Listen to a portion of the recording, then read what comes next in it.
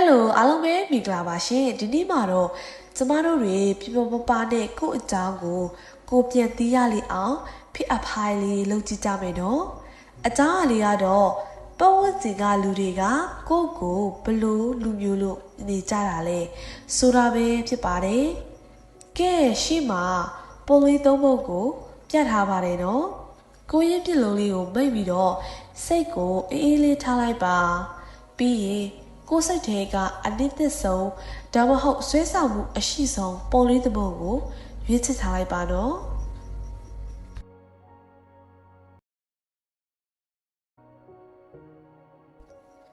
ဖိုင်ဝမ်ကဲပထမဆုံးပုံလေးကိုရွေးချယ်ထားတဲ့သူတွေအတွက်ကတော့လူတွေကတင့်ကိုကြည့်ရင်လုံဝတ်ချက်တွေအများကြီးရှိတဲ့လူလို့မြင်ကြပါတယ်ရှင်တင့်ကိုကြည့်ရတာတခုခုကိုအကဲခတ်နေသူတို့မျိုးအရာကိုကြိုသိနေသလိုမျိုးအမြင်ခံရတတ်ပါတယ်လူတွေကတင့်နာမှာဆိုရင်ငါဘာလို့သူသိနေပါပဲဆိုပြီးနေလေးတောင်ရှင်းနေတတ်ကြပါတယ်နော်တင်ဟာလူတွေရဲ့စိတ်ကိုဖတ်တဲ့အရေးအချင်းရှိတယ်လို့လေသူတို့ကယုံကြည်ထားကြပါတယ်တခါတလေကြရင်တော့တင့်ကိုချစ်ခဲ့ရခဲ့တဲ့သူအနေအေးတဲ့သူလို့လေတမက်ခံရတတ်ပါတယ်ရှင်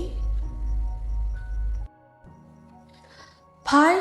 2ဒုတိယပုံလေးကိုရွေးချယ်ထားတဲ့သူတွေအတွက်ကြတော့ပတ်ဝန်းကျင်အတွက်ကိုဟာတကယ်ကိုကောင်းမွန်တဲ့လူတစ်ယောက်ပါပဲလူတွေကတင့်ကိုအယံစိတ်ထားကောင်းပြီးပြုစင်တဲ့သူလိုမျိုးမြင်တတ်ကြပါတယ်တင့်ရဲ့အနားမှာနေရရင်စိတ်ချမ်းသာရတယ်စိတ်လုံခြုံမှုခံစားရတာကြောင့်သူတို့စိတ်ကြီးရင်တင့်စီကိုပဲလာရှိကြတာမျိုးရှိပါတယ်တင့်စီကနေနှွေးထွေးတဲ့ energy တွေရနေတယ်လို့လည်းသူတို့ပြောကြပါလိမ့်မယ်အားလုံးရဲ့အချစ်တော်အားလုံးရဲ့ကိုယ်ကွယ်ရလို့အမြင်ခံရတဲ့သူမျိုးပေါ့ရှင်ဖိုင်ထွေဒီနောက်ဆုံးပုံလေးကိုရစ်ချက်ထားတဲ့သူတွေရှိလားလူတွေရဲ့မျက်စိထဲမှာတင်ကအရန်ကိုတောက်ပပြီးထက်မြက်တဲ့သူမျိုးပါပဲတီးကိုကြည့်လိုက်မယ်ဆိုရင်ယုံကြည်မှုအပြည့်ရှိနေတာဖက်ရှင်ကြနေတာဒါမှမဟုတ်အလုံးမှာအရန်တော်နေတာမျိုးကြောင့်အားလုံးကအားကြနေတာမျိုးရှိကြပါတယ်တင်ကဘာကိုပဲလှုပ်လူကြားထဲမှာထီပေါ်နေတတ်တဲ့သူမျိုးလည်းလေပုံဝန်းကျင်ကရှုမြင်ကြပါတယ်ငါလည်းသူ့လေးလိုဖြစ်ချင်လိုက်တာဆိုပြီးတော့အမြဲစံမှု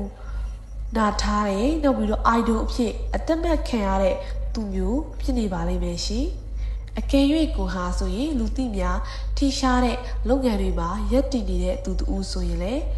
တမဲခုံတည်းကြိုးကြတတ်တဲ့သူမျိုးဖြစ်နိုင်ပါတယ်